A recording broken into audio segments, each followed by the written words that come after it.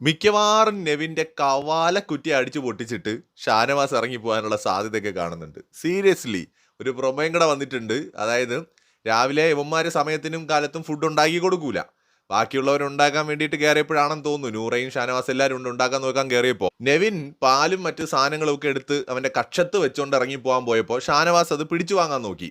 ഇവൻ അത് പൊട്ടിച്ച് ഷാനവാസിന്റെ തലയിൽ കൂടെ ഒഴിക്കുന്ന ഒരു പ്രൊമോ വന്നിട്ടുണ്ട്. സത്യം പറഞ്ഞാൽ വേറെ ആരെങ്കിലും ആണെങ്കിൽ കാലേ വാരി തൂക്കി തറയിലടിച്ചിട്ട് ഇറങ്ങിപ്പോയനെ. ആ റോക്കി ഒന്നും ഈ സീസണിൽ വരാത്തത് നന്നായി. പോട്ടെ, നിസ്സാരമായിട്ടൊന്ന് ദേഹത്ത് തൊട്ടതിനാണ് സിജോയെ ഇടിച്ചത്.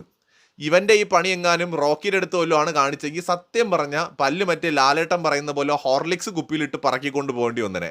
അമ്മാതിരി പോക്കൃത്തരമാണ് ഈ നെവിൻ അവിടെ കടന്ന് കാണിക്കുന്നത്. പറയാതിരിക്കാൻ പറ്റത്തില്ല.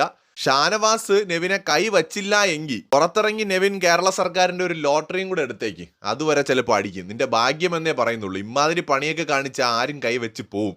ഷാനവാസ് കൈ ഓങ്ങുന്നൊക്കെ ഉണ്ട്. അടി പറ്റിക്കുമെന്ന് ഇനി നാളെ നോക്കാം. കൂടുതൽ അപ്ഡേറ്റ്സുമായി വീണ്ടും വരാം.